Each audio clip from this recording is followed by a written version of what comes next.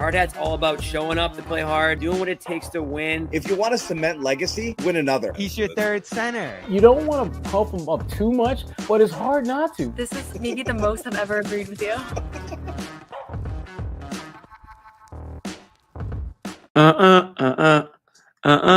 What's up, Sherrod? Damn it,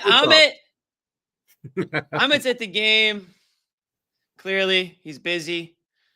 We got Bobby at the game talking to Porzingis, talking to Scheierman, talking to the guys who played tonight, Sherrod. Right. Exactly. Who played hard and showed out. A couple of big performances. We're going to get into all that. And guys needed to, because the two-headed monster that is Jaylen Brown and Jason Tatum, they sat this one out. We'll talk about that in a little bit. But the Celtics take care of business regardless against the Brooklyn Knots. We're going to call them the Brooklyn Knots the rest of the year, Sherrod. 104-96. Another Eastern Conference team bites the dust against the Boston Celtics, who continue to roll here firmly in second place, the second seed in the East. Not really going anywhere. Probably not going to 1. Probably not going to 3. But they are hitting the road. Tonight was the last home game for a bit. They don't come back to Boston until April. March is a bear, Sherrod. It'll hopefully be sunny skies and warm weather by the time the Celtics come back here. They're going on the road for 6 games. We'll talk about that road trip in a bit. We also got Noa at the Garden. Hopefully, we'll get her on the show at some point. We're going to try. She's a little busy, Sherrod. Shout out Noa. She's doing a little additional post-game work tonight on the all-women's broadcast over at NBC Boston. And so we are very proud of her for that. Absolutely. Of course, you can tune into her, but we don't want to lose you guys over here too. So if you got 2 screens going at once, how about that? We'll take that. But definitely shout out Noa, and we'll make sure to get the details on that if she's able to jump on here. So without further ado, Sherrod, let's get into this game. Good amount of things to talk about in this one. I thought the Nets, gave it a run, made it interesting. Of course, Celtics being undermanned. But I'd hate to talk about this game and not start with the rookie Baylor Scheierman, because Bobby's gonna come on here and he's gonna talk for 45 minutes on Bailey. So we'll get our few words out of the way now. But I think and the broadcast hinted at it's been a few years since they've really had a rookie worth talking about, and Peyton Pritchard being one, and Baylor Scheierman has kind of been sitting at the end of the bench, probably where he belongs. But tonight, with an undermanned Celtics team, he made the most of his opportunity, Sherrod. Yeah, and that's what this is about, Jimmy. It's about getting an opportunity and maximizing it. A lot of the things that he did in this game are things that if you've watched him play, the Celtics with the G League, he's doing the same things. But as a spectator, you're not sure if what's happening there would translate at this level. And in his case, it does. I mean, those deep threes that he was knocking down, the comfort level that he had at both ends of the floor. And even when he has played previously and didn't put up these kind of numbers, there were so many little things that if you're watching him closely, he knows how to play at this level and be a good role player. Whether it's something as simple as not being able to get to an offensive rebound, but being able to tip it out to a teammate who can knock down a 3. Whether it's setting a good screen that frees up a guy, whether it's, trying to draw a charge, trying to make things happen, doing what we have come to know and love as racking up the Tommy points. Right. Scheierman is a guy that you see the potential. Who's Tommy? I'm just kidding. Stop it. You see the potential. You see the potential that he has as a guy that can help this team. And to me, the interesting thing now is, will he do enough in these next 20 or so games to gain Joe's confidence to be using the playoffs? And by using the playoffs, that's a big will. It is. I'm not talking about the end of, for example, let's say for whatever reason, maybe, Jason or Jaylen is having a little tummy ache or something like that, and they maybe have to go to the bench for a little bit, and you need to throw somebody out there for like a 2-minute spell. Can you, if you're Joe, feel comfortable and confident that Scheierman can go out there for a couple minutes and not kill you? Because he's not going to do enough to where Joe's going to play him significant minutes, but can he play spot duty fill in for Jalen or Jason for a hot minute or two type minutes. Is he going to get that kind of confidence boost from Joe? I don't know. But he's making it very difficult for Joe to keep him on the bench if he's able to string together a series of these type of games, not so much scoring, but making an impact, because that to me was what he did more than anything else tonight. Yeah, I'm gonna pump the brakes on the P word, meaning the playoffs, but I am gonna say this, Sherrod. All season long, and we've talked about it, all season long, Joe has been looking down that bench, and sometimes he's looking pretty far down that bench for somebody to rise from the stay ready ashes, if you will, and just be ready, right? Mm-hmm. And it's been a guy here, it's been a guy there. They obviously haven't had a player that they've really consistently relied on or gone to and stuck with. On any given night, it could be Scheierman, it could be Walsh, it could be Kada. You can keep going down, list 4 or 5 other guys probably. And on occasion, those guys will, play serviceably well, right? And I thought tonight, though, Scheierman, and the reason why Scheierman's going to find a spot on an NBA team if he's going to be shooting like he shot tonight, 7 of 8 from the field, including 6 of 7 from 3. And that includes a hell of a shot at the end of that third period, quarter, excuse me, off the inbounds. And I got to give Porzingis credit on that play too, for catching that inbounds and just immediately firing it back to Scheierman for that 35, 40 footer there. I mean, that was something deep. Pretty. He was feeling it tonight, blowing a kiss to the crowd, and that's that does wonders for your confidence, because you talked about Scheierman and what he's doing up in Maine. And listen, you're the 1% of the 1% to be doing anything that effective, even in the G League. But it's got to really kind of get to you a little bit when you see what's going on in the NBA. You see other rookies kind of contributing, and maybe 2-year guys, and maybe guys that that you're better than contributing at the NBA level. And you're kind of doing it in the G League, and you're kind of wondering if people are paying attention. You have to kind of stick to the process, right? Stick to what's gotten you this far, and be confident that when your time does come, you'll be ready for it. Opportunity, take advantage of it. And tonight he did that. So I think confidence-wise, this does wonders for him. What's going to keep him on the court, though, is what he does on the defensive side. Did you see anything tonight, good or bad, that stood out to you from what Scheierman was able to sort of contribute out there on the defensive end? Well, the thing that I notice about him is the more that he plays, the less, for lack of a better word, clueless he looks out there. Sure. His first instances playing, he just wasn't where he needed to be consistently enough. But now it doesn't seem to be as big a deterrent or an issue when he's out there. He seems to know where he's supposed to be. And a lot of that is just simply getting reps, being out there, understanding what your role is, understanding how to play off of and play with your teammates on the defensive end of the floor, and not being intimidated. When guys, see him out there defending them, they're going to absolutely go at him because he's a rookie. And he's a rookie, and even though he may be maybe 12 out of 12 on a scouting report, that report is going to say really good shooter, defense questionable. And you are trying to, as a player for the Brooklyn Nets, you want to find out the answer to that question about his defense. And I think he was able to, he's not shutting anybody down, but he doesn't give off, this is a big liability defensively type vibes. I look at him in many ways similar to what a guy like Sam Hauser does. Sam's not locking people up, but more times than not, Sam is in the right place at the right time, contesting shots, not allowing guys to get to the sweet spots they want to. And if they make a shot over you, that's fine. You can live with that, but don't let them get to the spots that they want to. And I thought Scheierman, for the most part, did a good job defensively of not allowing the Nets players to get exactly where they wanted to.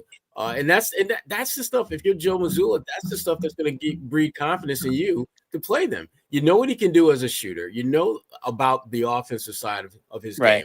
But can he not hurt you defensively? Because he's not going to. He's not a Drew Holiday. He's not a Derek White.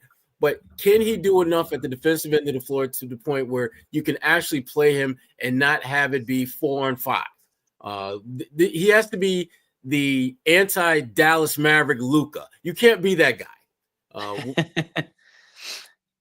And we're talking about guys that Joe will go to, and I listed a few. So I'm just going to go down the list, Sherrod, and you tell me right now, as TD Garden tries to jump in here, I have no idea what that's all about. Sorry, team. Let's get that off the screen. You tell me if there's somebody. You stop me when I read somebody that you want to see in there over Scheierman, okay? That I want to see over Scheierman. Yeah, you stop me, okay? Okay. Xavier Tillman. Nope. JD Davis. You can just stop me. JD Davison. Nope. Drew Peterson. Miles Norris. Jordan Walsh. Tory Craig. Yes. I'll stop you right there. Okay, so that's where I was kind of going with it, because I think you're kind of getting to a point. And Cato was going to be the next guy, but those positions aren't, we're talking about different positions kind of at that point. So no, Tory Craig is a legitimate NBA veteran. A guy, and I've said this before, and I'm not gonna back away from it. Tory Craig is gonna help you win a playoff game. I am totally. That's a hot take. Tory Craig is going to help you win a playoff game, and it could be something as simple as a late game steal, a deflection, a rebound, a putback basket. He's going to do something that is going to help you win a game that you otherwise would lose or not. Basically, you're struggling the hell out of finding a way to win. He's going to help you get over the hump one game. And to me, that's his value to this team. Give me one playoff win and we're good. I think it comes down to both those guys. I think, obviously what Craig has is experience, right? I'm not to say he's got a bunch of playoff experience, but he's got a lot of NBA experience. Right. He knows his role well in this league. He plays it well. Tory Craig does what Tory Craig does, right? I did find it interesting that they didn't really go to him much tonight, and maybe that's because Scheierman kind of had the hot hand there, at one point. But, there's plenty of minutes to go around, and Craig ends up with just 8 minutes. And honestly, same with Keita, two guys where you thought maybe would potentially see a little bit more time and have a little bit more of effect tonight, but largely ineffective. Really not really even much to say about them tonight, other than the fact that they didn't contribute and didn't really play much. But I can still see a situation where Mazzulla would go to Craig a little bit early on. I think he might be a little frustrated with Craig. And I want to say probably more on the defensive end. I think Craig's maybe looked a little bit slow at times out there. And again, with Scheierman giving you what he gave you tonight offensively, that outside shot kind of makes him slide right into a situation if, like you mentioned, one of the Jays can't, need a quick breather, or if something's up with Hauser, right? I mean, he's been in and out of the lineup with back injuries, and obviously you hope that he's going to be healthy because you want to have him in there. But that's where I see Scheierman really coming into play, is a situation where if an injury does occur, if there's guys that are banged up, whether it's down the stretch or at points in the playoffs, where Scheierman could be able to slide in and fill that role and be that outside shooter that's going to still make defenses honest. They're not going to be able to cheat off Scheierman like they could maybe, some of the other guys that you could list on that stay ready crew. And I think that's ultimately what's going to give him and Craig, because you have to honor Craig's shot too, historically speaking anyways, whether or not you think he's effective right now. Historically or throughout his career, he's been a guy that you at least have to, guard, if you will, unlike maybe some of the other guys on that stay ready crew. So interesting little development that we got tonight. I think, this is exactly what you want to see happen, Sherrod, when a starter or two isn't in this game. You want to see who's going to take advantage and run with that opportunity. And guys, I do apologize. We can't get Joe live to you at this moment, but we do have cameras at the press conferences, and we are going to get that footage uploaded within a few minutes or so. We'll have Joe Mazzulla. We are told that Porzingis is speaking tonight, and we are told that Mr. Scheierman himself will be speaking. But I did mention Porzingis, Sherrod, and I would be remiss not to bring him up next as the next player that kind of stood out in this one, and maybe even more so than Scheierman, if we're being honest, at least from a long-term point of view, because a week ago, people thought this guy had, leprosy. They weren't sure if he should even see the light of day until the playoffs. And, now second game back, right? He just under 30 minutes tonight, 25 points. Again, right where you want to see him. Very efficient, 9 of 13 from the field, 1 of 4 from 3, went to the line 8 times, 13 rebounds, Sherrod, and 3 blocks, including a couple nasty ones specifically. Yeah. I think it was number 901 on his career. And by the way, he's the according to the broadcast tonight, the 10th player in NBA history, Sherrod, to hit 900 threes and block 900 shots. He accomplished that tonight with blocks 900 and 901 at least. So you got to love what you see out of Porzingis, just 2 games back after what some might say was, the end of it all for him.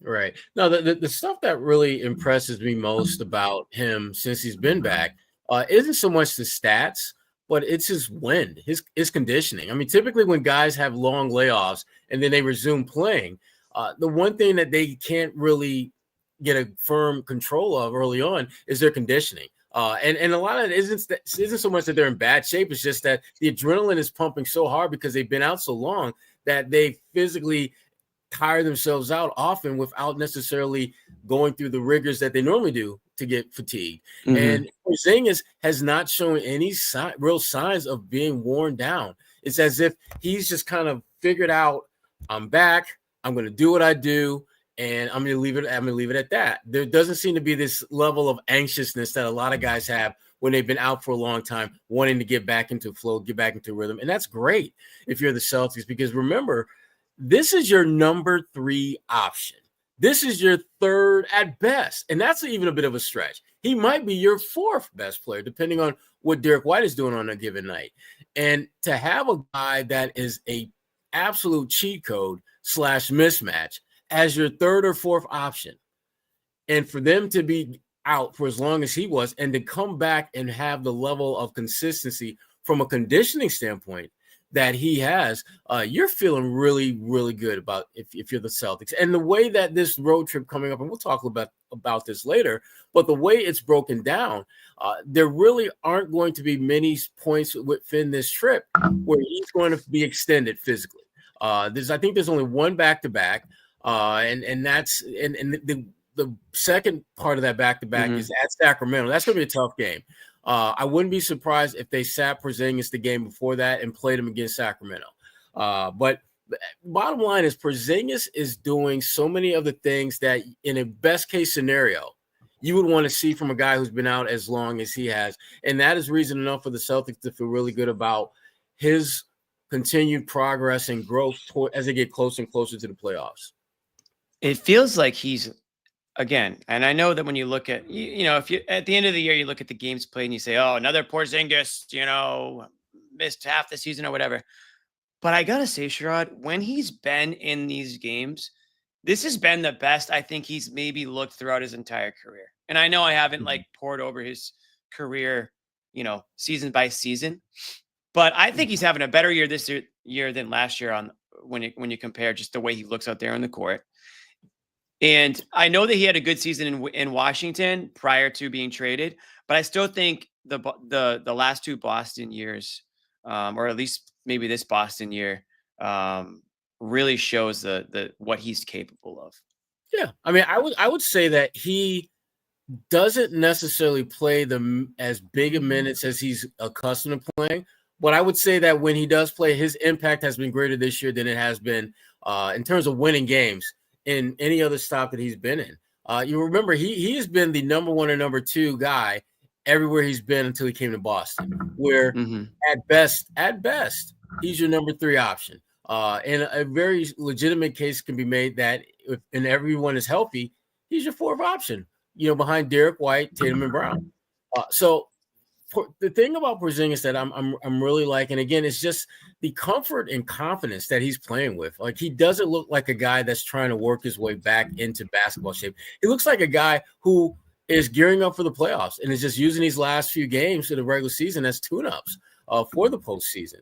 And that is something that I don't think most people anticipated when he finally got back on the court after that long layoff. But most people, thought that it would take him a little bit of time to kind of ratchet up to where he was before. And hopefully he'll be some close resemblance of the player that we've seen by the time they get to the early middle part of April, right before the playoffs. Where what's the reality is this: he's already hitting the ground running now. He's doing a lot of the things that you thought would take him a few weeks to get back to doing.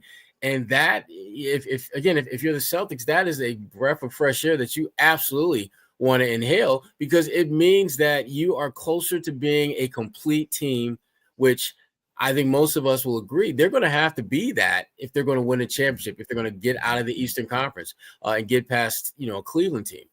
So there's a lot of things the Celtics can come away feeling good about, and particularly when those things are relative to Porzingis. Yeah, I mean, 100%. I think that is, again, I'm knocking on wood here. This guy stays healthy, stays out of the doctor's office, no more sicknesses or illnesses. I really do think that he's, there, you can probably go down the line and give a reason for X factors on every team. But I feel like Porzingis, like a healthy, effective Porzingis, like just playing the way he played tonight in the playoffs, along with the rest of the Celtics roster. I mean, that's something that you just didn't have for a portion of that playoff run last year. And it just really would be a huge difference maker against what you can expect to be a harder path to the NBA Finals and in the NBA Finals, where you actually might need all hands on deck. So that's another exciting development in this one, is that Porzingis doesn't seem to have missed a beat. And again, knowing what you know now about the fact that, okay, it was just a really bad, some sort of illness, bronchitis, flu, whatever you want to label it, the fact that that's what it was, and that he's able, and then we're seeing him now play the way he was, kind of maybe a bit of a blessing in disguise in a way, because it's just less wear and tear on the body, a little bit more rest. Clearly he looks pretty spry out there, the way he's getting up and down. Probably a little winded at times, but I think that's to be expected. So overall, again, another a solid, more than a solid performance. Again, guys, we got Bobby at the Garden. We got Noah at the Garden. We're gonna get some footage coming in here from some of the post games. Before we do, I want to tell everybody about our good friends at Prize Picks. Well, guys, what is Prize Picks? It's the best place to get real money sports action. With over 10 million members and billions of dollars in awarded winnings, Prize Picks has made daily fantasy sports accessible to all. You just pick more or less on at least 2 players for a shot to win up to, how much, Sherrod? Not 100, 1,000 times. 1,000 times. That's right, 1,000 times your cash. Run your game all season long on Prize Picks. You can mix and match player projections from different sports. We're not just talking about basketball. We're talking about all different sports here. Combine your favorite basketball players for players from baseball, hockey, esports, and much more. They offer Venmo, Apple Pay, and MasterCard, and more for quick and easy deposits into your account this sports season. Prize Picks also offers weekly promotions that can lead to big payouts, like Taco Tuesday, which is tonight. Taco Tuesday, guys. Get up there on the Prize Picks app and get involved in some Taco Tuesday.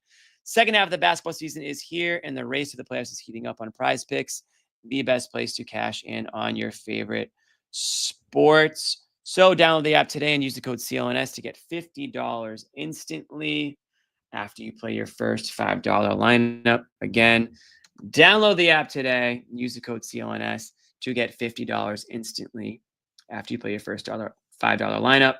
Prize Picks, run your game, baby. On that one. There it is. So back to the game. We talked a little bit Porzingis. We talked a little bit Scheierman.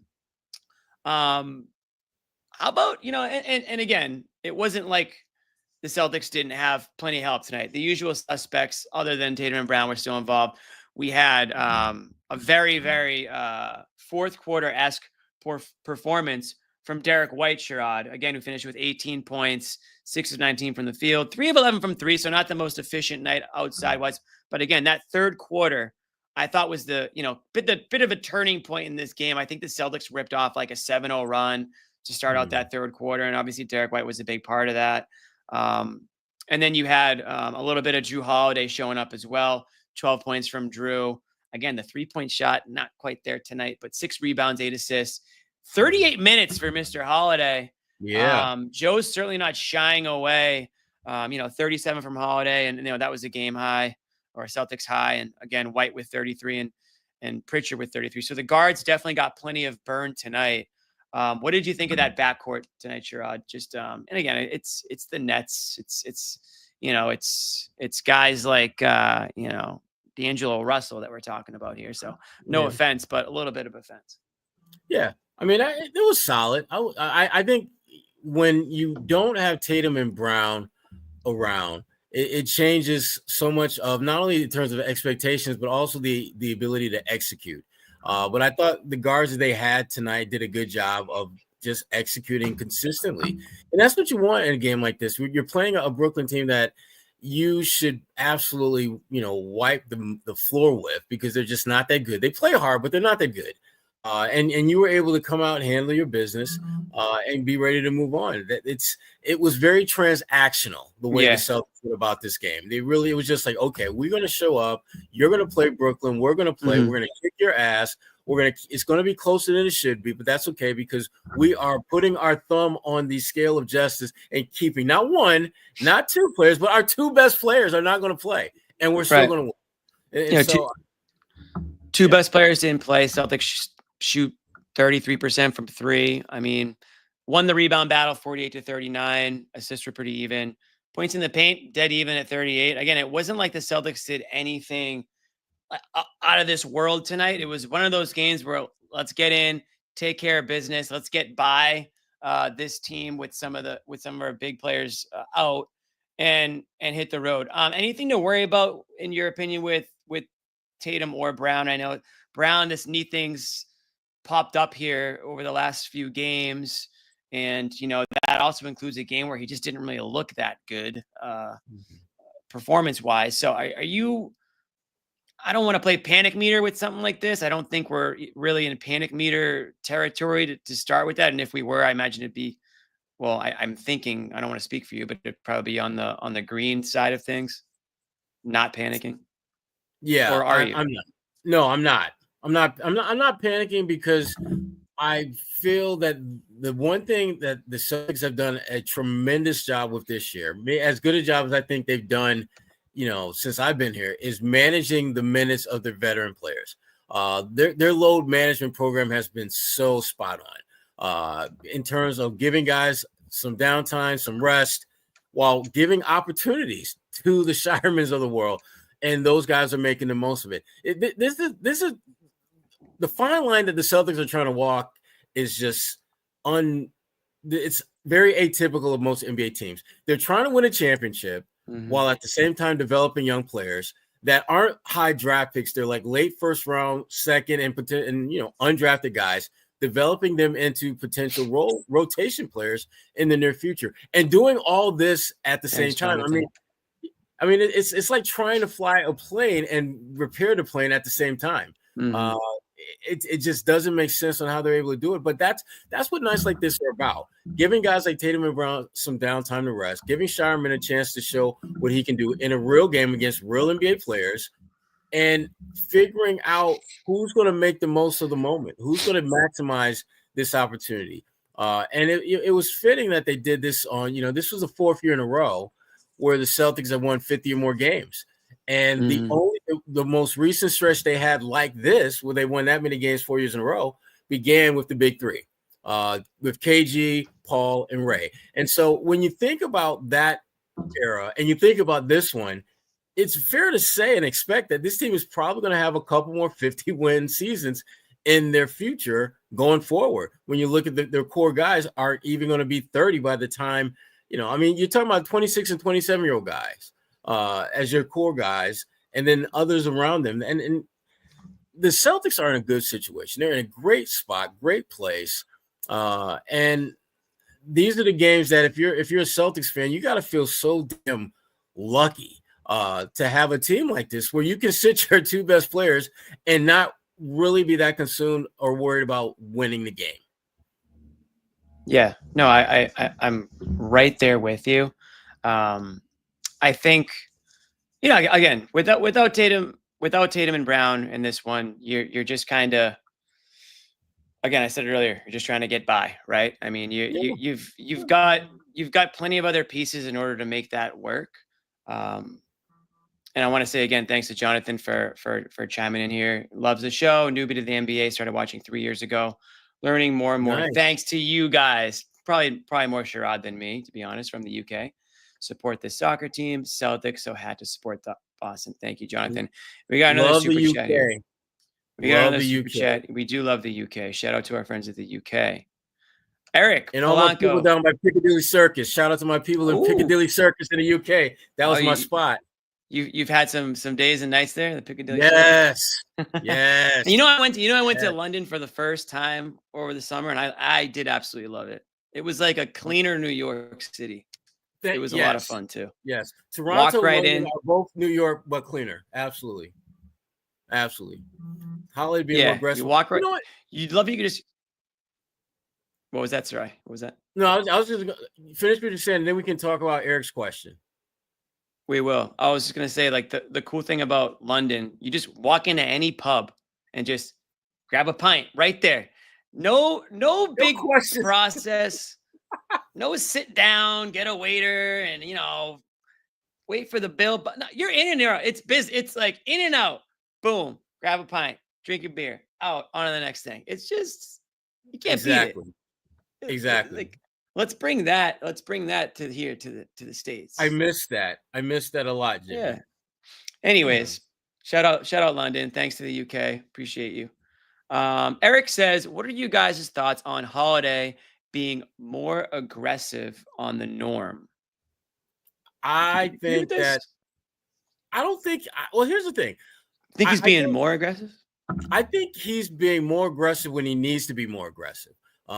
I like on nights like this, he needs to be aggressive because you don't have Tatum or Brown. On nights where, let's say, they're playing a team that has, an undersized backcourt, he needs to be more aggressive. Tonight, his first basket of the game was bully ball 101. He literally got the ball and just backed the dude down. And they showed the view from the overhead cam, and he's literally underneath the basket, and he just lays it up. That does not happen for guards too often. And so I like when Drew's a smart player. I mean, this guy's won a couple NBA titles. He's an Olympian. He understands when he needs to code switch on the court and be a little bit more aggressive, and when he needs to just kind of be that 4th or 5th option. So the concern that I have with Drew, and the Celtics have really, I think, done a great job alleviating my concerns with this, is I worry about him wearing down. But the Celtics have done such a good job load managing him all season long. It doesn't worry me nearly as much. And if he has a game where he doesn't shoot the ball well, I'm not thinking, oh, this is father time getting to Drew. No, it's just Drew had a bad game. Because he's not carrying the kind of workload that you would think would physically wear him down over the course of the season. So I think he's in a great place right now. I really do. Yeah. And I mean, if some of the commenters have kind of nailed it, and you nailed it too, Sherrod, he just kind of knows what the game needs. He's not at a point in his career, and really he never really was, but he gives the game what it needs. He's not going to be the guy that's going to force things. He's not trying to get his, right? He's not like that. Doesn't have that superstar mentality where they need to get their 20 shots up, right? But he's gonna on a night like tonight, like you said, when the stars like Tatum and Brown are out, he knows he has to be a little bit more aggressive. So maybe to that commenter's point, and again, thank you, Eric, he had to be a little bit more aggressive in those situations because, somebody's got to do it. And then, you've got the nights where he can kind of defer a little bit and focus more on defense and be that sort of defensive anchor, or at least one of them that, makes up, in my opinion, the best, I would say the best two-way backcourt in the NBA with Holiday and White. And now when you obviously add Pritchard into that mix there, you've just got like a 3-headed backcourt monster where whether offensively or defensively, you have to know where all 3 of those guys are on the court pretty much at all times, because they're just, all 3 of them are just so damn effective in their own ways. Like that's the other thing, is that they've all carved out something that they're all so good at, whether it's Pritchard just being able to score and shoot in bunches, whether it's, Holiday locking down the opposing team's best player, whether it's Derek White and, his block shots or his ability to just kind of be everywhere on the court and hit the massive 3-pointers when you seem to need them at the most opportune times. And again, going back to Derek White in this game, I thought that he got hot. It was not a Derek White game, but I thought he got hot at the exact time the Celtics kind of needed to sort of flip the game into their favor. It felt like the Nets were kind of just like comfortably ahead, here and there for most of the first half. And right out of halftime, it felt like that's when it kind of switched. Yeah. And this is what they do. They are, as a group, figuring out what has to happen in order to be the best version of themselves.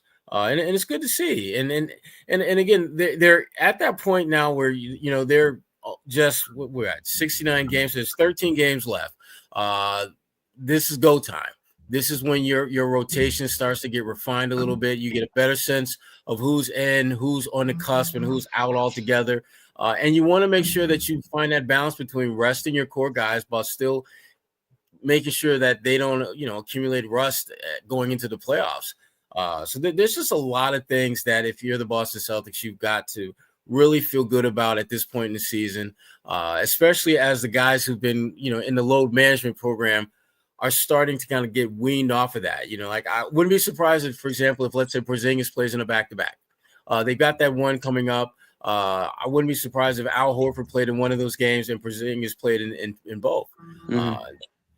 They're getting to that point now where, again, I think you're going to see more and more of their rotation being fine-tuned and refined and sharpened so that they have a much clearer sense of who their top 7, top 8 are. And those guys get used to playing as just a 7, 8-man band. That's really, really, I think, important to this team as they figure out the path they're going to take to get back and win Banner 19. Hey, did you is that a second? And we just got some. Oh, what now? Did Eric? The reason I asked is because. Oh, we did. Yeah, we look at that. Yeah, sorry, Eric. Thank you again. You didn't have to do that, but we appreciate it. Eric goes, the reason I ask, referring to Jrue Holiday, is because the Celtics are 40-3 when he scores 14 or more points. It's a hell of a stat right there. I think that more has to do with. Yeah, I mean, I think it goes back to, if you're getting that from Jrue Holiday, assuming you're still getting some pretty good production from the guys who you typically get it from, I would say way more often than not, you're winning that game. Yeah. Right. Yeah. Don't know necessarily means that when Jrue Holiday is looking to get his, that, they're going to win. But I think obviously he's the type of guy that, we're talking about go-to scores on this team. I mean, he's the 5th guy in the starting lineup, a healthy starting lineup that's looking to score, or that you're expecting to score. So I think, if it's one of those games where he's giving you that amount of points, you could probably bet that, the Celtics are looking pretty good in that one. But again, there is only one basketball. And I think Jrue Holiday understands that, there are other players on this team. Now, he's a veteran. And if teams are going to cheat off him, he's going to try to make him pay. I think there was that one game earlier this year where things kind of got out of hand and it just wasn't his night. And he kind of got exposed a little bit. But I think the Celtics are going to be able to, kind of avoid those types of situations. And I think he will as well. But he's a confident player, as confident as you can be. And again, gives the game what it needs. But certainly an aggressive Jrue Holiday, a physical Jrue Holiday is a recipe for success. But I think, honestly, I don't worry about what he does really scoring wise. I really don't. I just want to see him play strong defensively, smart basketball, get guys involved, frustrate the opponent. And if he can score, that's kind of like the gravy. Yeah. And that's, it takes players a while to just kind of embrace what their role should be in the NBA. Guys who've been scoring, a ton of points, they want to keep doing that. I was watching a podcast that had Pat Beverly on, and they pointed out how, Pat Beverly is a guy that we know as a pesky defender, and yet he was a big time scorer, when he was in high school. And, the guys figure out what they have to do in order to make it in this league and how to stay around and be effective and be impactful and have a consistent role. And sometimes that what they do isn't necessarily what they want to do. And to me, I look at a guy like Drew Holiday. He absolutely embodies what winning basketball is about. He's a guy that could easily go to another team or even on this team and look for more shots, expect more shots. And to his credit, demand that type of respect because of all the things he's done in this league. But he's not trying to be that guy. He's trying to be the guy that I will get in and fit in where I'm supposed to. I will do whatever I have to do to help this team win games because at the end of the day, that is how I'm going to be defined. When people talk about Drew Holiday and his name comes up as a potential Hall of Famer, people are going to point out the fact that this guy won 2 NBA titles, was the best perimeter defense probably of his generation. And let's be honest, could have put up way better stats than he did if he were a little more selfish. So, again, and ultimately to me, Drew is truly about winning a championship, not just winning games, but winning a championship. Right. Sometimes that makes you look like you're not quite as good as you are as a player. We do have some Joe footage here, so we're going to jump over to Joe Mazzulla and see what he had to say after the Celtics win over the Nets here. What has he done to sort of transform and become more sure of himself, and how do you see that reflected in his play tonight? Yeah, I think that just comes with time. It just comes with understanding the system. Probably Scheierman here. Understanding really different lineups that you play with. I think so. It makes sense. I think he's just a tough kid that continues to work. I think it's the culture of our play development staff does a great job. Craig and the guys do a great job just kind of creating an environment of learning, an environment of work ethic, regardless of what's going on, and keeping those guys ready. So Baylor's next on the list, along with the other guys, and he delivered tonight. So it's a credit to him, credit to the staff. How did his energy and his flurry of threes just kind of change things for you? Yeah, I mean, it was more than the threes. I think it was his, he got some crashing. He got two big offensive rebounds for us. Yep. He got 2 steals. I think it was a deflection in the fourth quarter. And then obviously his threes helped when we went small and we were able to have our spacing. So just got to continue to make plays. Again, the threes are a plus. To me, it was the defensive effort and the offensive rebounding and the toughness that he played with. What did you see from him in Maine, and at what point in the season did you guys decide organizationally, all right, we've seen what we need to see from him up here, and we're going to start having him around Boston more? And how much do you see him factoring in with you guys down the stretch here? I mean, it just depends. I mean, it depends on how healthy you are. It depends on what the opportunities are. I mean, it has nothing to do with kind of what he's doing in Maine. What he does in Maine is important, but when he's here, the reps that he has in, whether it's in practice, shoot around, or the workouts. But we've had guys in and out of the lineup, so we wanted to have, and these are the opportunities that you got to take advantage of, and he took advantage of them. And you talked a little bit about the combinations, the double big lineups, especially you've been able to see at this point in the year. What have you developed with those groups? And it seems like that's kind of become a staple for you guys, lineup-wise, the double bigs, the 4 centers all being involved for you guys. And how much has that grown as the year's gone on? Bobby. I think we went small and kind of changed the game tonight, so you got to be able to go different things. Tonight it was our small lineup. They did a great job of playing with speed. The spacing or dribble drive, it opened up the floor a little bit. So all lineups are important, and just have to continue to work as many lineups as we can, as many identities as we can. So, the bigs have done a great job throughout the season, playing by themselves, playing together, versatility. Tonight, was our small lineup that, kind of put us over the top there, and then we were able to finish the game, with the stars. You mentioned the small lineup there.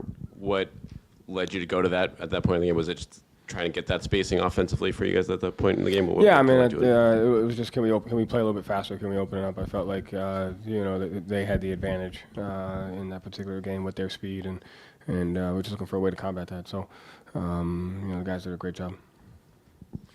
Joe, you talked about the environment around a guy like Baylor. What do you see? Like what do you see from the locker room to encourage a rookie? And it's tough in this situation. You get so many established guys, but here he is playing with a lot of confidence. Yeah, I mean, half the locker room was in the position that he's been in at some point. Derek was in that position, Sam was in that position, Peyton was in that position, Luke was in that position, Nemi's in that position. So Jordan's in that position. X was in that position. He was younger. So the locker room is full, half of guys that have been in those situations before. So at the same time, there's a level of trust. I mean, whoever's out there, we have an expectation and a trust that they'll do what it takes to win. So that's just the reality. It's the expectation. It's the responsibility you have is to impact winning, whether it's 1 game, 10 games, practice. So I think the guys develop a level of trust with each other in that. I remember you saying before the season that you told Baylor just how difficult it is to be a young player on the Celtics with the kind of sporadic opportunities there. Just overall, from back then to now, how have you seen him just kind of handle that challenge and grow as a player from it? He's got high level of toughness to him. He's got a good basketball IQ, and to me, it's just the consistency and the patience. You can't get discouraged. You're not defined by 1 day, 2 days. It's really just a process, and the small moments that you have, you got to take advantage of. And and all those guys have taken advantage of in different moments. Tonight it was his night. He did a great job, and just got to continue to work. Joe, obviously, Baylor subbed out about 4 minutes left in the game. You have Derek White off the bench. Like, everyone knows how good Derek White is. What goes into a sub like that when you have the hot hand versus, a guy like Derek White off the bench? Like, what are you considering, and what is the balance of, like, keeping the hot hand in the game versus going to Derek White? Baylor was a rookie, and Derek's our starting point guard. And then before the game, we talked about how good this Nets team has been despite the rotating personnel. This felt like a game or early game, maybe you guys were missing some shots that you would normally make, generating good looks, and you fight through and pick up a win without, your 2 top guys. What does that say about this team going into a game that some people might write off as just another game against a bottom-feeding team versus something that you're able to pick up a win like this when you're not maybe getting the best start? Yeah, I don't know what people's expectations were, but that's a good basketball team. So, I don't really look at the records, and they're really well coached, and they got a lot of talent and good players. So, to me, I like the approach of how we handled the game. This team, if you've watched over the last, I know they're like 2-9 in their last 11, but they were double-digit lead against Cleveland, double-digit lead against OKC. Gave us a tough game the other night. So, they're a good team, and we had to go to different lineups. We had to go to different things to make sure that we won. You said on Saturday before the Nets game that the most important thing for Baylor is being able to defend at a high level and then make the right reads at both ends. Defensively, he had the 2 steals. He helped force a turnover as a help defender, ended possessions with just his hustle crashing the glass. What did you see from him specifically at that end of the floor? You just literally answered it for me. I was going to say, you gave him like all the examples. All that you just said. And he, the thing I really like about him is his toughness. So he's got a high level of toughness too. He's got a chip on his shoulder, kind of like a kind of FU mentality to where he's gonna make it work. There we go. You saw that FU mentality of his offensive rebound. So again, the threes were great, but I like the mindset and the toughness that he brought on both ends of the floor. Joe, kind of a general question. I feel like whenever guys have these big performances, we always kind of tag it like his confidence is growing, like confidence this and that. Yeah, you said it, not me. Yeah. Hey, is it really as simple as just ball goes in net, I'm now confident? Or at this high level of basketball, like is there something kind of else that really gets these guys going? I think if you see the first, I can't speak for him, but as a player, if you see the first couple going, that's obviously going to help. But to me, I can't remember which came first, the 3-point shot or his defensive plays that he made. But it also just comes with time. Confidence is kind of an overused term, I think. In reality, it's like this kid just got here. He's been here for 3 months. Like, what do you expect him to look like, 10 games in, playing sporadically? And so, he's always had that confidence. I think it's just a lot of it's a matter of timing. A lot of it's a matter of opportunity. And a lot of it is the moments that you get, you got to deliver, and you got to impact winning. And, tonight it's easy to focus on him because he has 20, but he's done. To me, winning 1 minute is just as important as scoring 20 points when you're in the roles that they're in. Like tonight, it's Baylor's night, but that small lineup, Tory's a 34-year-old veteran, and he's played like 4 or 5 minutes a game, and he helped change the complexity. No, he had 3 in the first half. That's just as important as well. Bobby, shut up. It's not as easily noticeable, and it looks different. But it's just it's timing, opportunity, and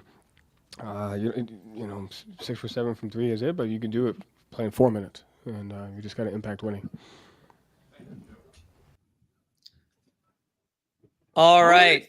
That was Joe Mazzulla. You already heard him, but here's Bobby Manning joining us on the Garden Report. I gave you some info already. You did. You gave us a couple of couple of stats. You blew your you blew your point that you were going to lead with. But no, thanks for jumping on with us, Bobby. We just heard from Joe Mazzulla. I know you were in there because you had a couple questions for him yourself. We'll just start with, anything from that Missoula press conference that you wanted to hit on, and then your thoughts on this game.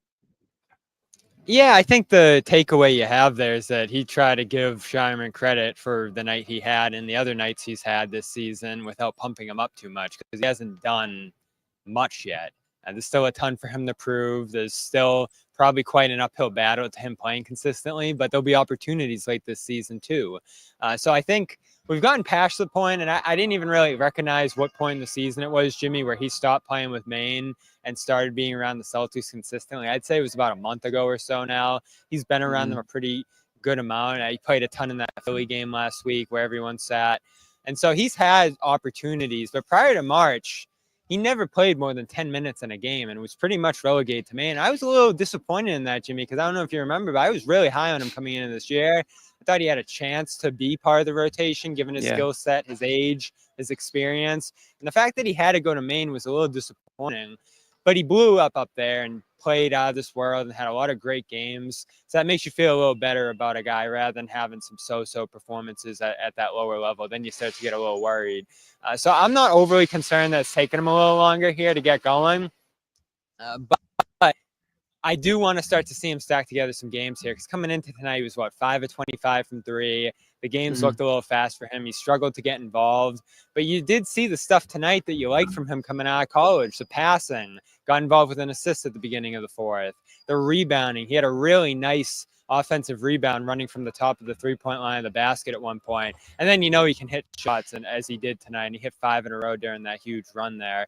So I don't know. There'll be opportunities from the play down the stretch. I'd say there's next to no chance he factors into the playoffs here. But if you do build some momentum going into next year, watch this run, from the sideline, learn from these guys, be around them a little bit more. I mean, when I was up in Maine earlier this year, Jimmy, it felt like he never even talked to Joe during the beginning part of the season, as I mentioned earlier, after coming back from up there.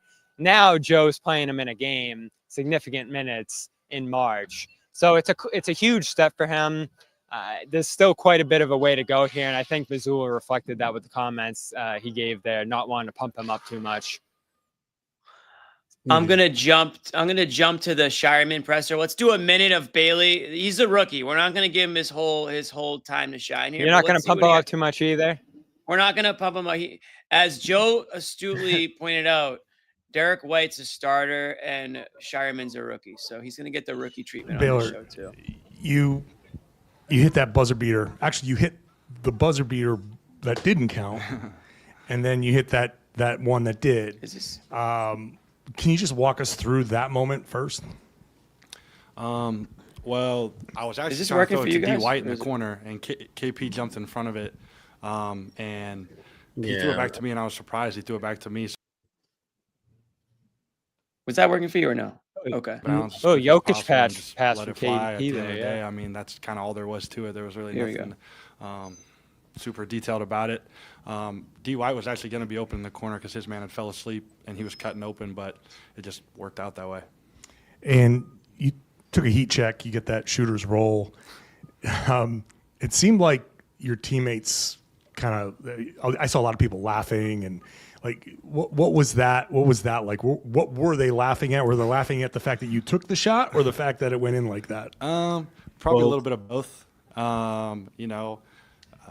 Like to have a lot of fun out there, and with my teammates, and they're probably just super excited for myself to get the opportunity and just have the game I did, and so it's probably just a little bit of both. Baylor, Joe just kind of pushed back on the notion of playing with confidence and said maybe that's an overused word, but he did compliment you. He said that he thinks you play with a chip on your shoulder and with an FU mentality. I'm just curious, do you agree with Joe's assessment there?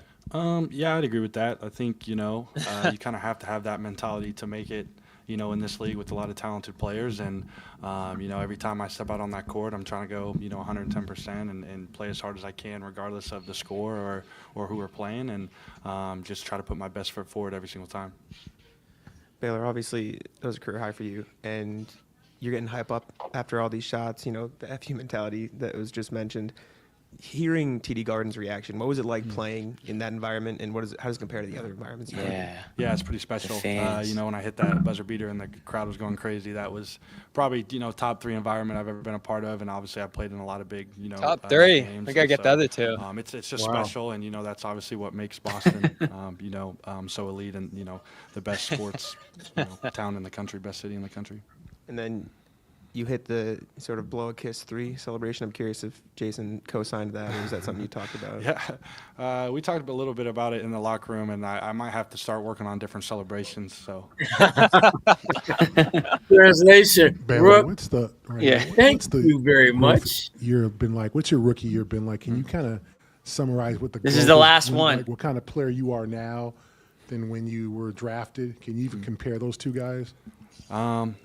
I think I've just done a good job of trying to just be where my feet are, whether that's Maine or here, and try to just learn as much as possible as I can from the people, up in Maine, and then, while I'm here as well, and just trying to take bits and pieces from everybody and kind of just mold it into my routine and how I go about things. And I think that's the biggest thing that I've seen over the course of the year is just the growth that I've learned, and just, staying ready for whenever my number is called. And what's the process? Stay ready. When the game slows down, everybody's it's fast, but it starts. All right, that's it. Sorry, Gary. We got one on it, Gary. All right, so we're back. We got Scheierman. We got Joe. Kristaps Porzingis, I see, is loading up, so we'll get a little bit of Porzingis shortly. Bobby, other than Scheierman, because we kind of got your take already on what he was able to provide in this one. We're going to hear from Porzingis in a little bit. What did you like from Porzingis tonight? Second game back from the mysterious illness that I think you thought he might not ever touch the basketball court again. Fortunately, you were wrong on that. I'm always concerned. I do. How do you think you look tonight? Good and better than the last game defensively. I'd say that obviously the last game was offensive explosion, the fourth quarter run that took that game over and slammed the door in Brooklyn. So I love the offense in the first night. Tonight, I think you saw better defense from him, the 3 blocks. He got out on the perimeter at one point and guarded Cam Johnson. So they used him more aggressively. The one thing I didn't like from the last game, Jimmy, is that they basically just had him back the whole game and were letting guys shoot. And the Nets ended up hitting 23s in that game and almost stealing it because of how wide open they left those guys. I think tonight they wanted to play a little differently defensively, go to some more aggressive stuff. And I think it's a nice preview of what he might be able to do in the playoffs, playing more aggressively defensively. And he's come so far on that end of the floor to where I was looking at the numbers today, Jimmy. Their opponents shoot 7 percentage points worse with Porzingis on the floor compared to off at the basket. So he's completely shut out the basket from opponents. The problem is that the 3-point percentage for opponents is going up significantly when he's on the floor as well. And I think they want to leave certain guys open. That's what Joe said before the game. They're not necessarily trying to take the 3 away from opponents if they're bad shooters taking it. But you saw last game, and you saw for a lot of January with Porzingis in there, because those guys can get hot if you're just leaving them wide open. So I like the first 2 games. It's obviously more than you would have expected from him being out this long. His ability to jump right back into the lineup and make an impact right away is really impressive. And he said in the locker room, as we'll hear in a minute here, that he feels like he's getting a little more energetic with each passing day. So it's only going to improve from here in terms of his fitness and his energy level. I think we're going to see a super impactful player down the stretch. And a guy that I've said it over and over again, Jimmy, they're not going to be able to do it without this year. I don't think they're going to be able to roll through the playoffs without him the way they did last year. Yeah. No, I would agree. Anything to worry about since you are our official worry guy on the show with Tatum or Brown? Before we listen to Porzingis real quick, just a quick one. Okay. No, I don't think so. I think Brown getting more of a layoff after the back spasms there. And it's interesting they listed him with a knee.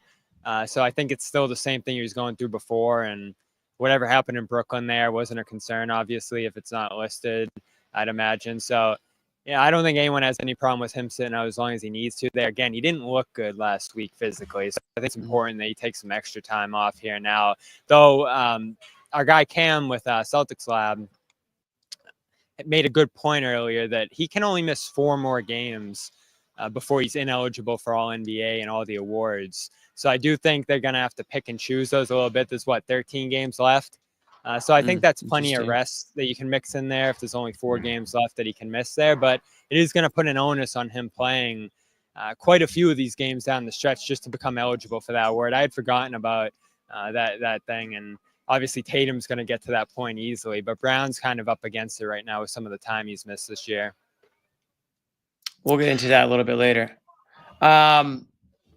Let's listen to KP, and then we'll jump back into things a little bit here. Noah's standing by as well, so we'll hear from her here in a second as well.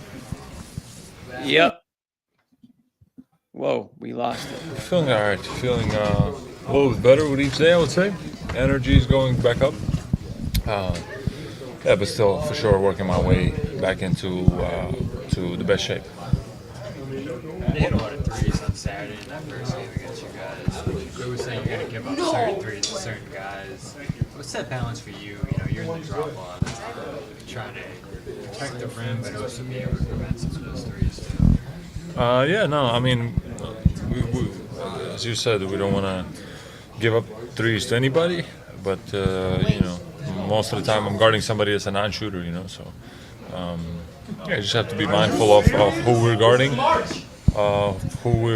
And closing out, and I think today too we could have done a better job, myself especially some of the closeouts, but yeah, definitely I think we did a better job than the first game, but we can still improve.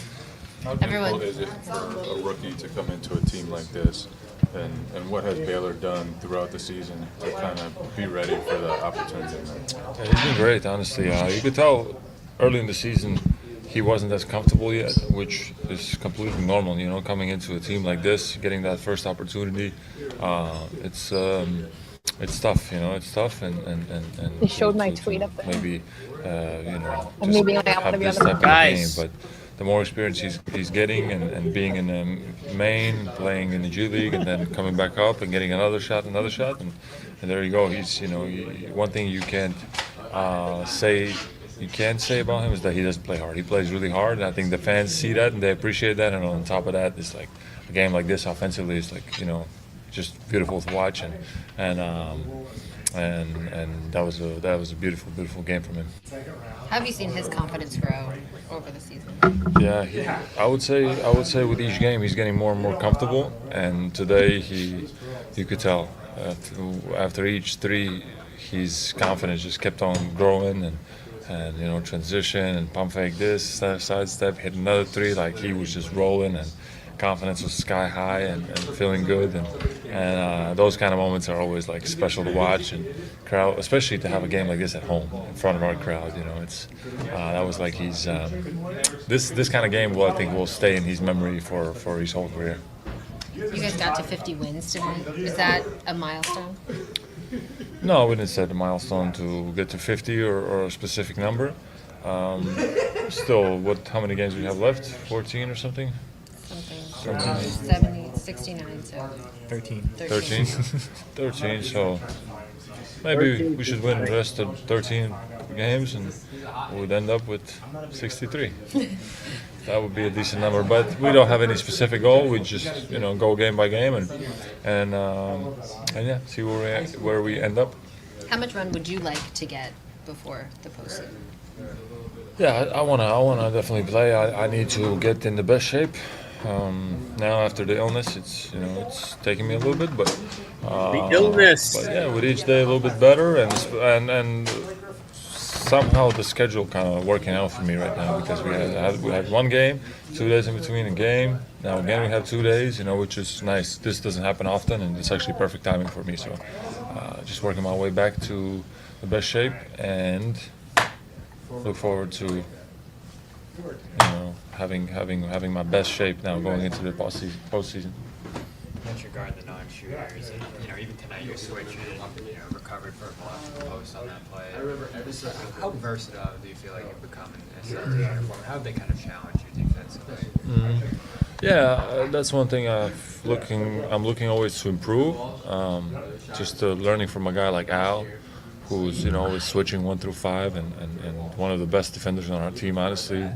Has a lot of little tricks that he does, and little this, and hold a little bit here, and they don't call it. And Al is so smart and anticipates things so well that that's somebody I watch and try to learn from. And then obviously I have my rim protection, which is a part of my game that I need to keep, but I want to improve the rest of the things, and sometimes that is getting out more and being just a little bit closer to the shooter, better contest here, and being in a better position there. These little things that I can keep improving and to become an even more complete defender. You guys head out on a season-long. All right. That was Porzingis for the most part. Good to see KP back in the building, but even better to see Noa Dalzell on our screens. If she looks familiar, it's because you might have just saw her on your television screen, folks. Noa, thank you for taking the time and joining your old friends back here. First of all, tell us how that.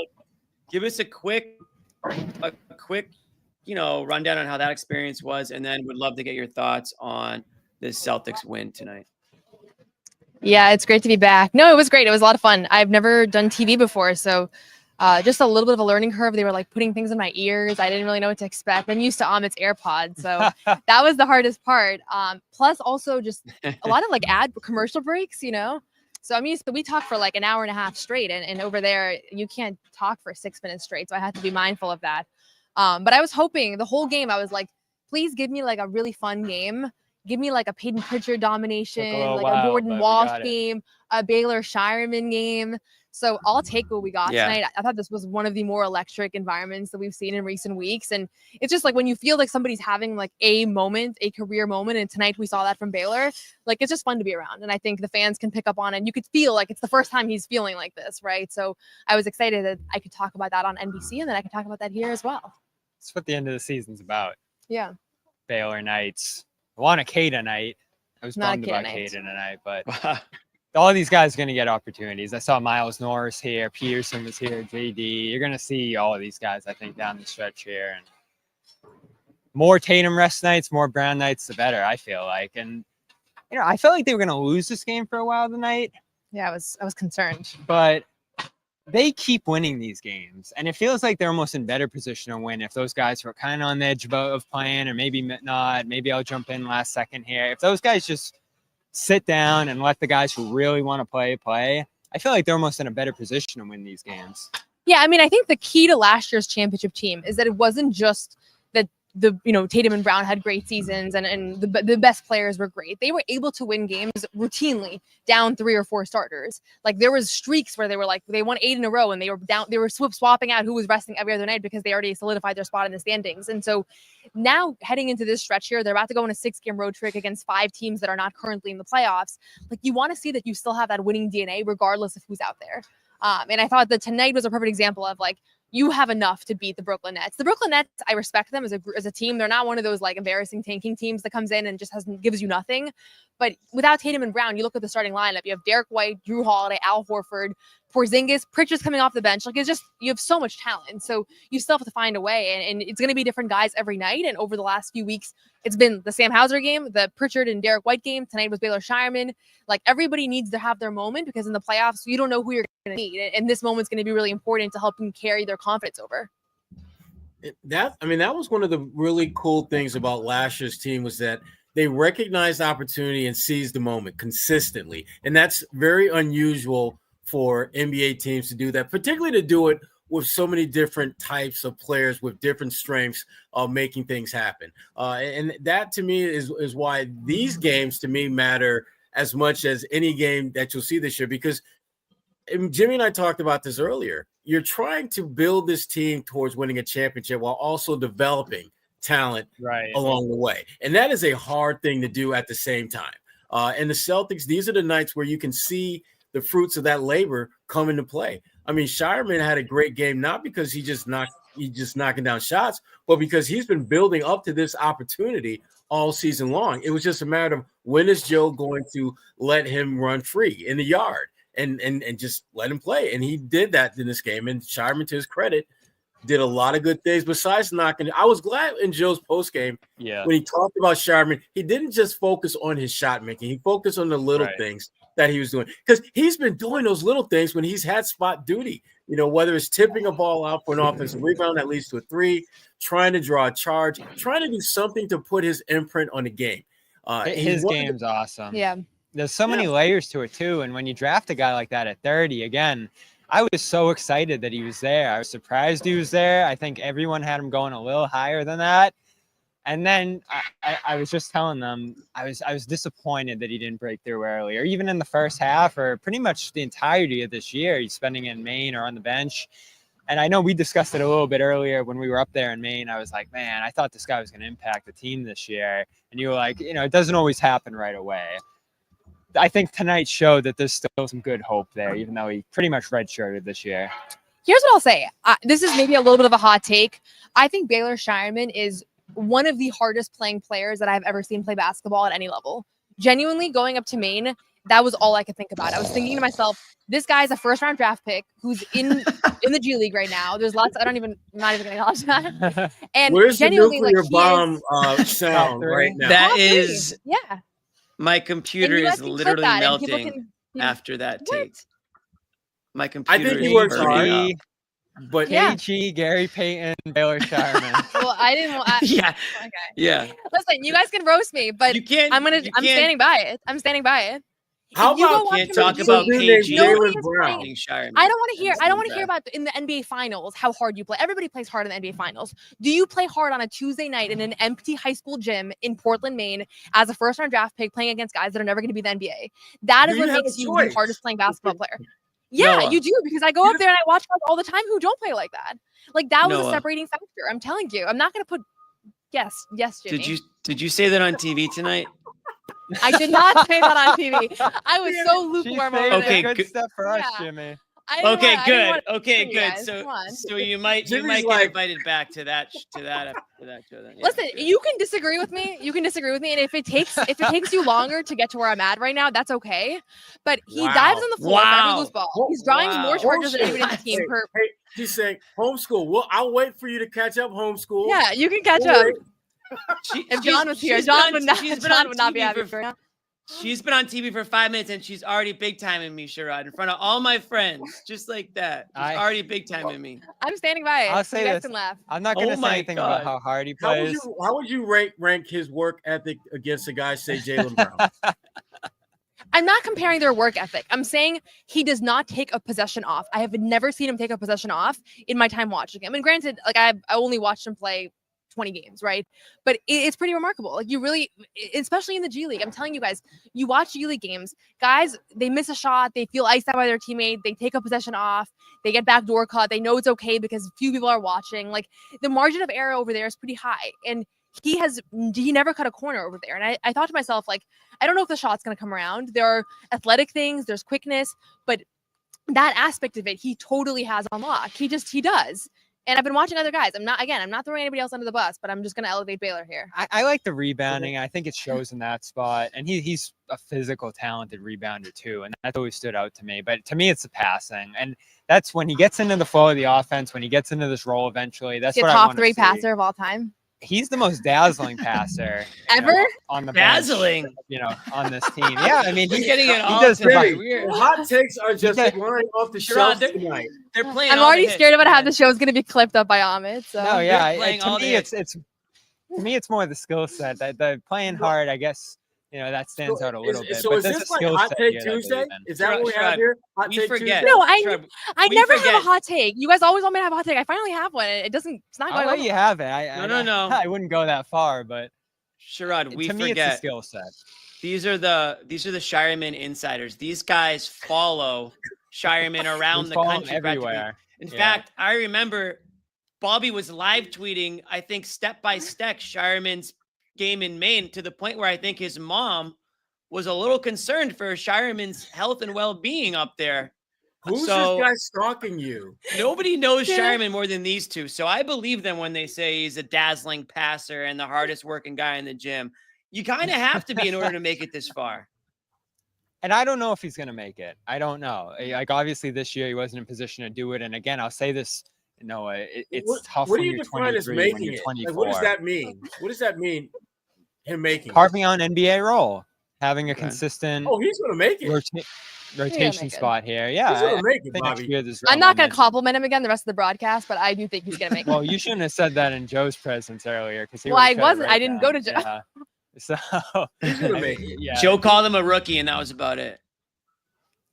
and that's all I want to know That's going into strategic. next year is that he's going to be part of this thing. And I think this, and my favorite thing that Joe said, Noah, he said Derek went through this. Tillman went through this to some degree. Keita went through the G League. There's a lot of guys on the roster who have pretty steady lockdown rotation spots and on an NBA team who did what Scheierman's doing this year. And so I think that gives you confidence too, that you cannot be ready for year one and then be ready for year two. You see it a little bit with Walsh. Now he's kind of taking the next step. And now I think Scheierman going into next year will take that step. And it's the shooting, Jimmy, right? They want shooters. They want guys who can knock down shots if you make them pay. That last shot he took, oh my God, completely ignoring him. Oh boy. And he can knock that down. So he couldn't resist. I'm hopeful, but it's one game. Hot take Tuesday. I don't know if you guys can see it. I don't know if you guys. I can't. I don't even know what you guys are laughing at. I don't even want to know actually.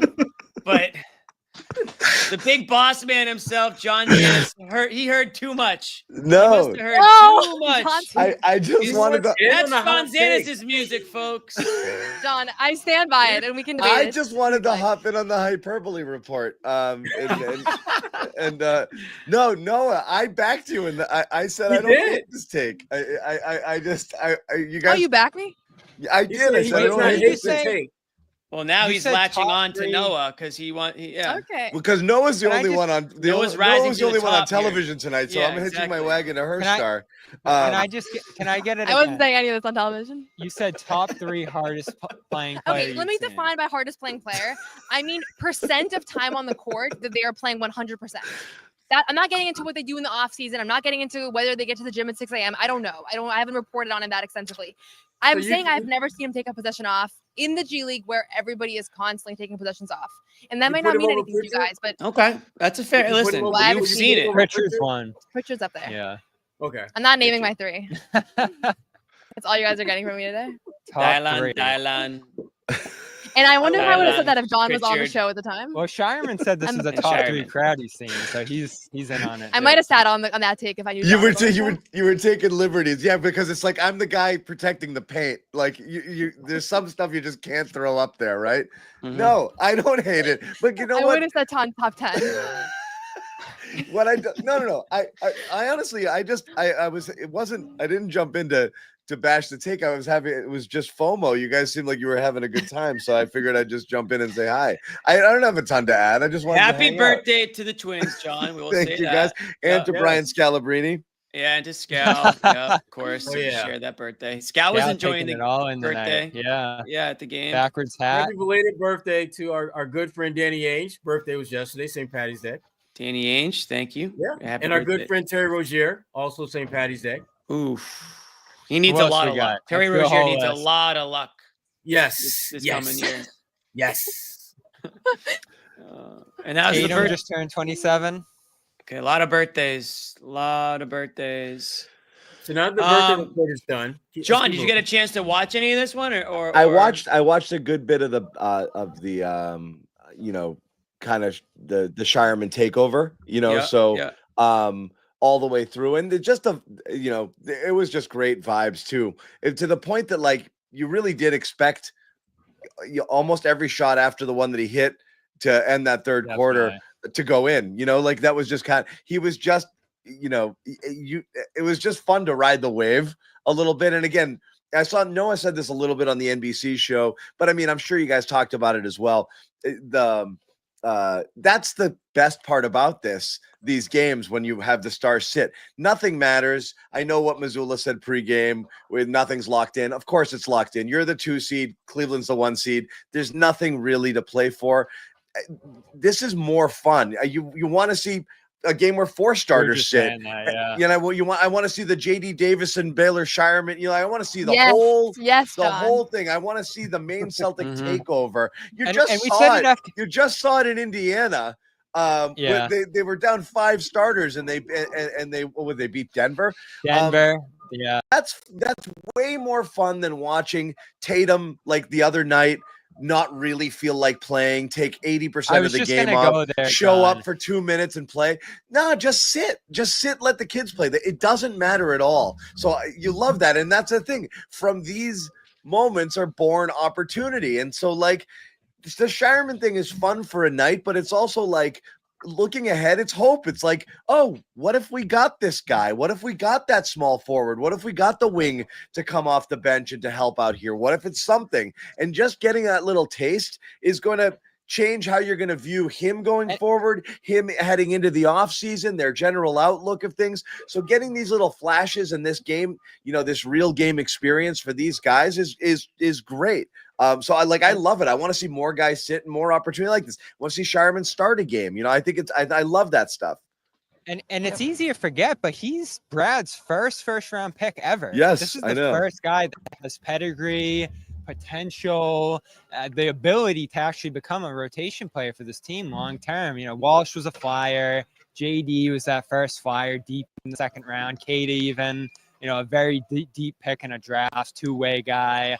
So they're taking a lot of flyers on guys who have gone through Maine. And you almost forget with Scheierman, because he went through Maine as well, that this is a consensus first-round pick guy with a real skill set. And again, the shooting, the passing, the rebounding, it's all there.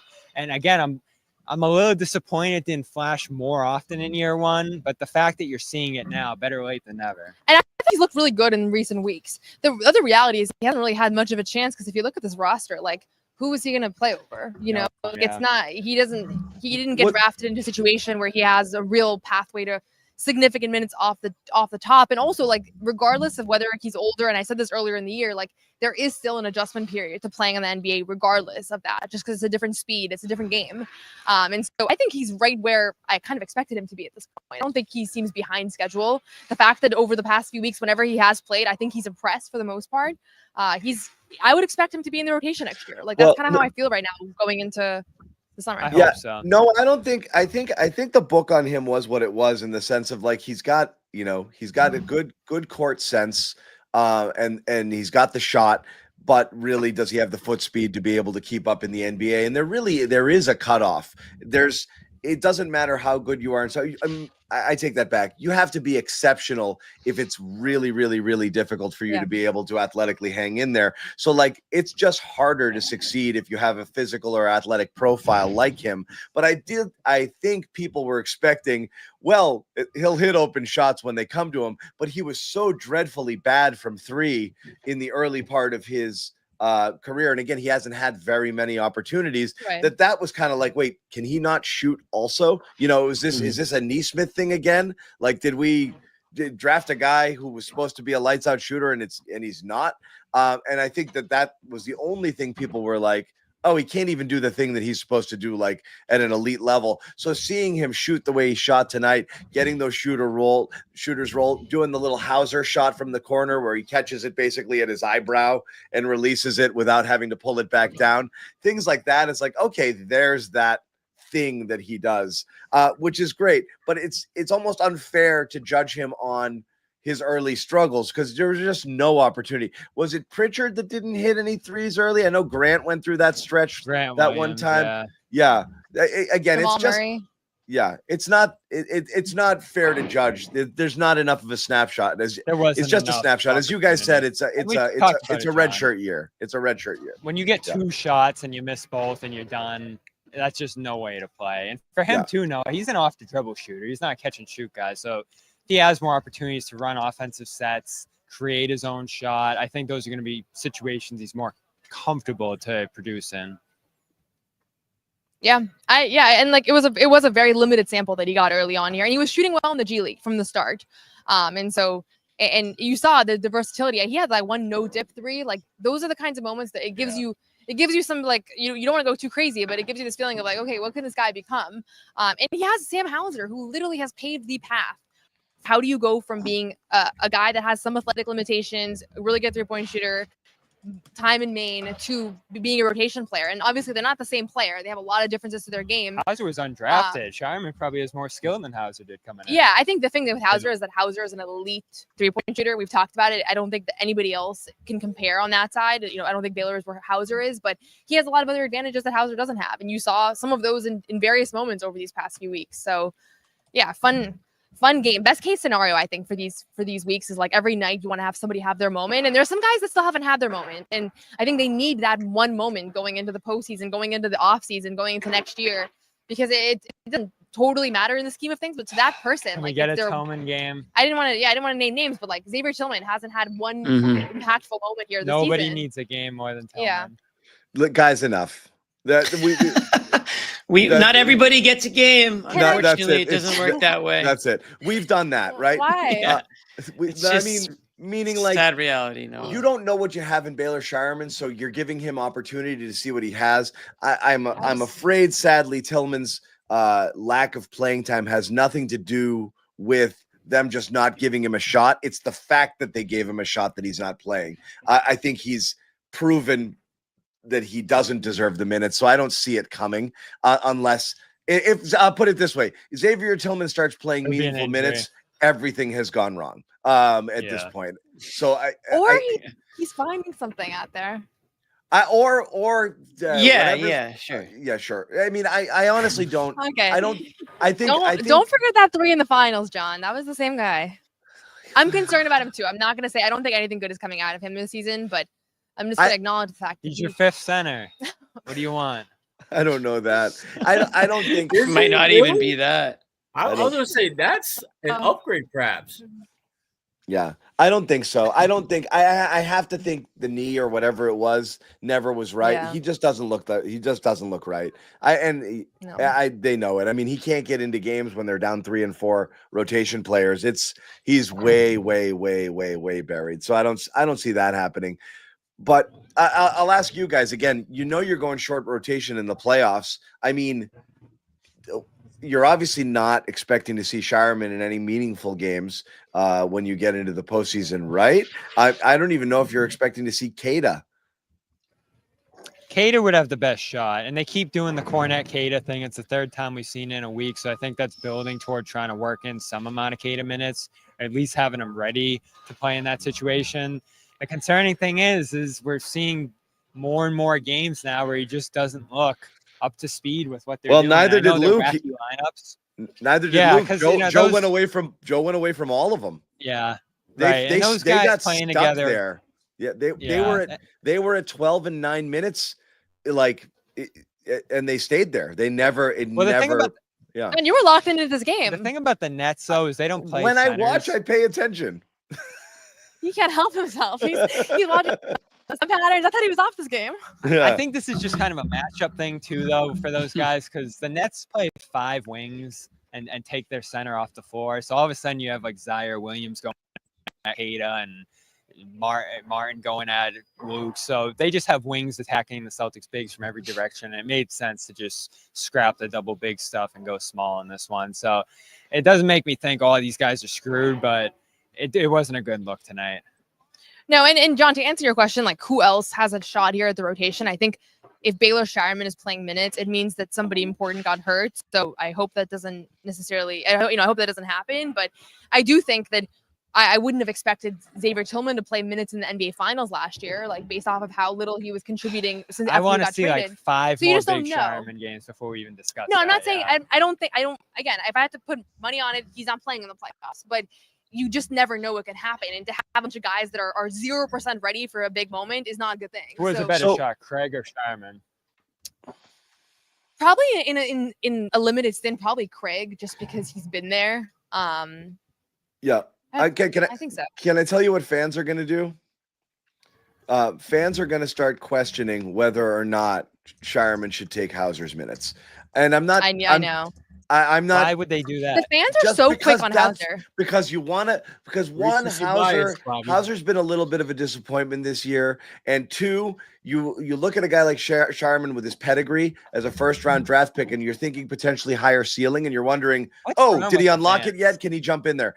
I'm not doing that. I'm saying I believe that's going to be those conversations I are going to be remember had. going into last year, a lot of fans rushed to say Shvi Mihailuk was going to pass Hauser, and look what happened there. I don't think there's any. Hauser? I'm concerned about Hauser, given some of the ways he's looked this year, but not to where I'd say Scheierman could step into his role. They're different players. They're Hauser's very different back to players. shooting 40% from three. Yeah. Hauser's also a victim of this thing that I'm going to name this the Jaylen Brown, like, discrimination or whatever it is, where there's a certain play that a guy does that's super frustrating. People, like when Jaylen dribbles out of bounds or dribbles off his foot, people are like slamming their TVs, like they can't watch it. I think Nimi has some of those plays where he's just so frustrating around the rim. I think when Hauser gets scored on or when Hauser misses 2 open threes, people are like, I can't with this guy. And so the leashes are so short. Those 3 guys, I think, are the most like the least subject to any sort of freedom around. Like give them a second, because there's a body of work with this guy. Like, he's been a 40+% three-point shooter his entire career. He had the best defensive rating in the NBA last year, and he's been fine this year. He hasn't had No a one terrible. can replace him either. I don't know what it is. Like, I'll look on Twitter and it's like 2 minutes into his stint and they're like, trade this guy. Because like he missed 2 threes and like got scored on once. My concern all year has been he was so important to the run last year, and you're so thin at wing that if he can't go or he's not himself, there's no replacement. Like Craig can't do it clearly. I think we're seeing Scheierman and Walsh aren't ready to do it. So what you're going to do is go double big. And double big can be great in certain matchups, but in other ones, you're like, all right. And obviously it's going to take Luke being able to play alongside Porzingis and play alongside Horford for long stretches there. You're a little thin, John. So one injury, one guy not playing right at all, or a rotation cut down, it just doesn't look great against real competition. Scheierman enters the conversation for next man up, in that if you got to play someone, is it Craig, Walsh, or Scheierman? You know, like he might be able to put himself into that convo should that opportunity arise with another.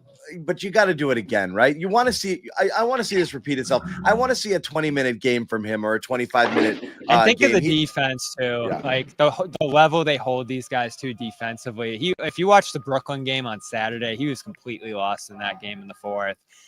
He's not close to being able to play playoff minutes, and that's not a knock on him. We've seen 1 or 2, I guess, great games from him at the tail end of his first NBA season.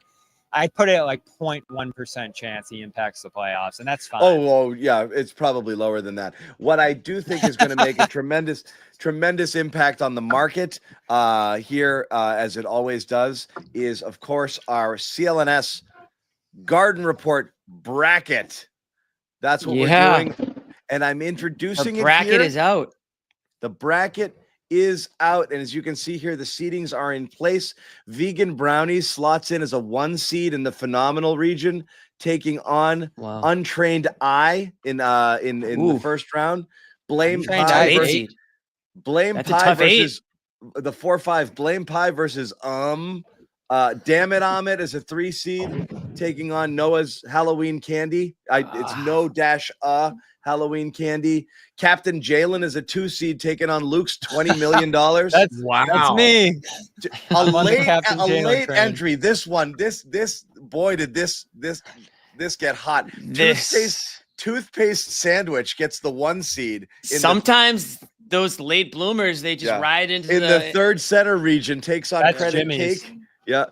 You're muted. Which, by the way, where is the Credit Cake tonight?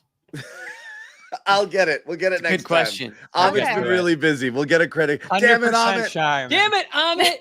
It's a big Scheierman cake. You're muted. Takes on Toast Brain, also a late edition in a 4-5. That's Toast Jealous. That's Jealous. Takes on Tatum's Lullaby, and Laxicadaisical takes on Noah's Tatum Hate as a 7 seed. So who won last year? Wow. Third center won last year. So third center's won. Phenomenal's won. I mean, I've dominated this thing, though. You're going to have to... I don't even know. What is this? Who's voting on these things? I do want to point out that, Bobby, all the viewers, both of these sayings exist. Is it a good thing to dominate fun of you saying them, not because you... There's still things I said. Not because you put them into the world to be entertaining. You were being serious, and then we teased you. Hold on. We made it a thing. Right. Our ridicule was the flavor. We flavored your sayings with ridicule. How about we Yeah, throw Bobby. For the Scheierman record, top 3 for the hardest record, playing Bobby, player? you didn't know any of these were ridiculous until we like made you aware. Phenomenal was. I don't see a winner here. You're you a know? walking top Uh, 1 seed. I Toothpaste sandwich. Toothpaste Oh, sandwich. there's- I'm quitting the show. I'm just putting it right now. If Noah hates Tatum wins, I'm quitting the show. Okay. You're lucky I so didn't do you Noah wanna be- hates Abby. Okay.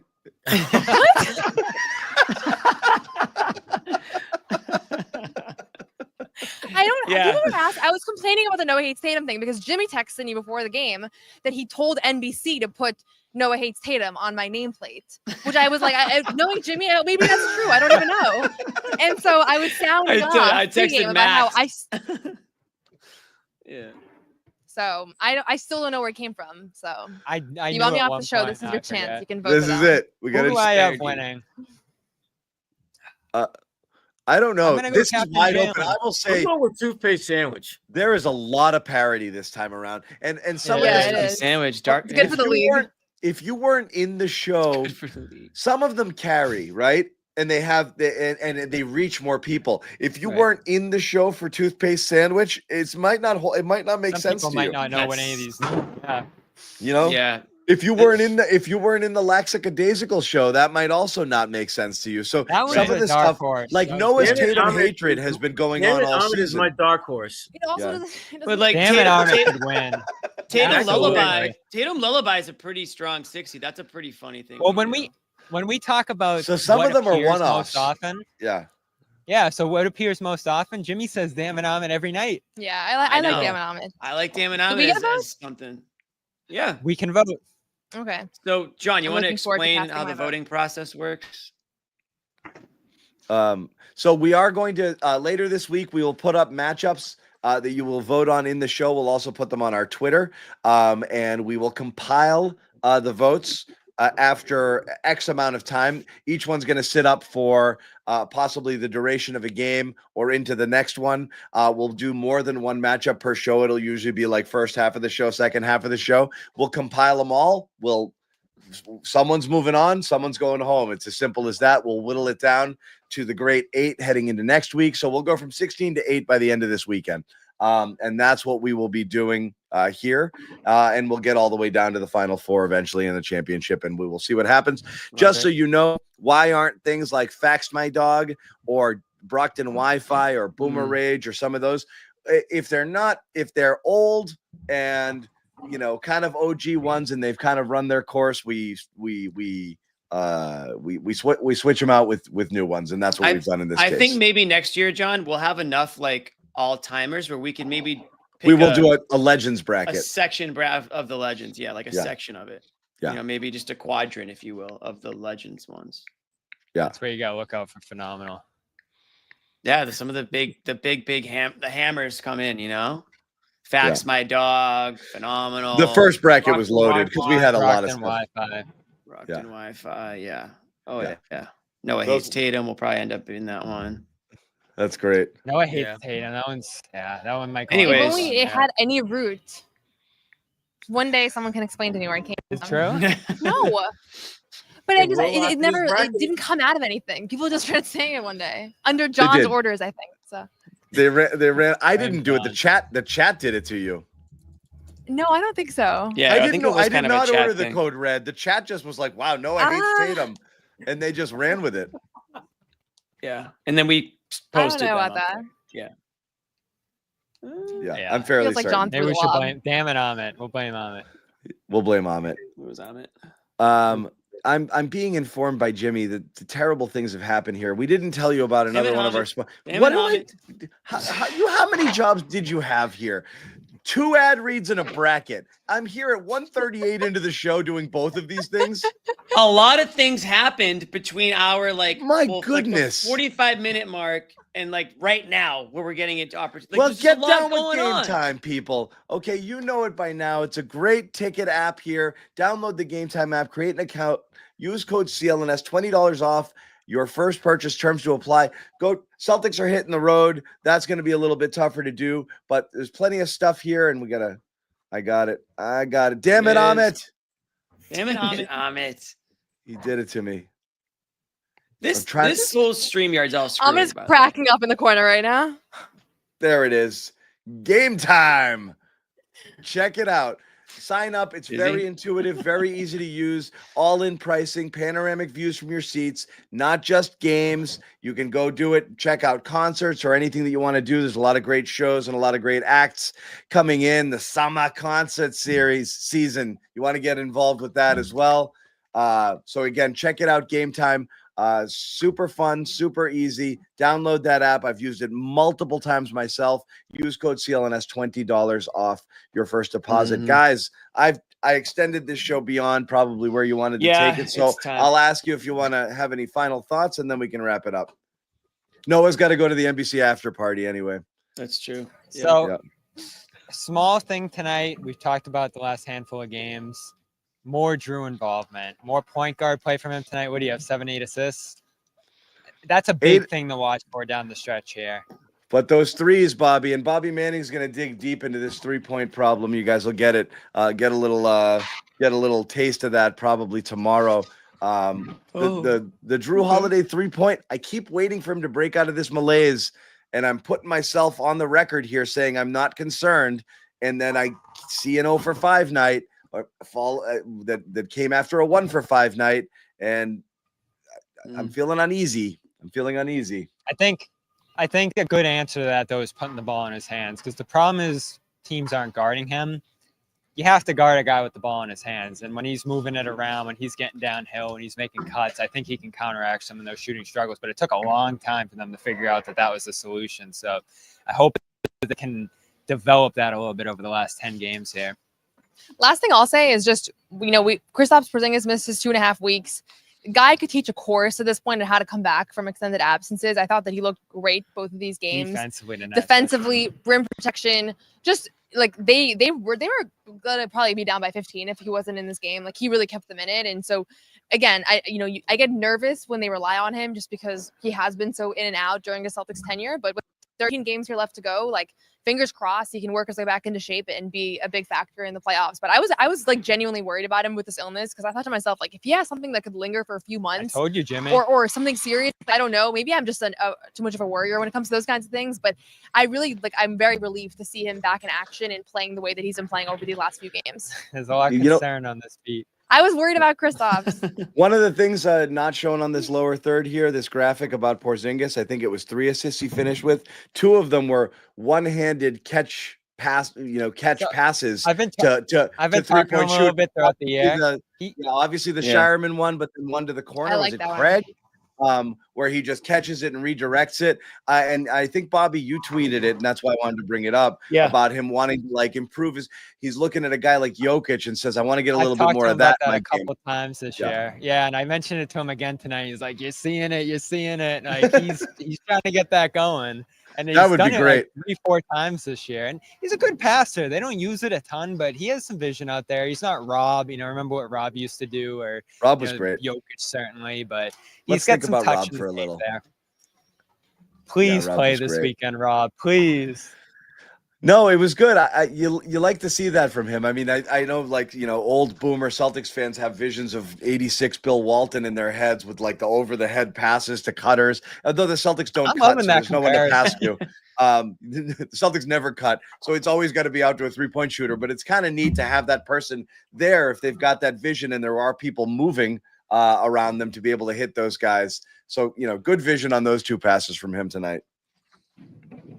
I'm gonna say facts my dog, but Noah's right. If Porzingis can if John Zannis can teach a course, then Kristaps Porzingis can definitely teach a course.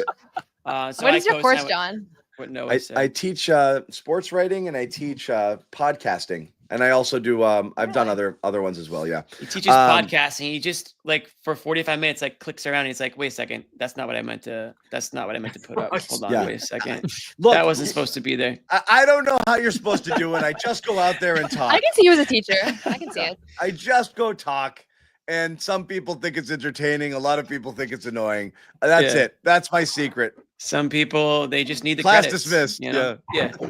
Thanks for coming out.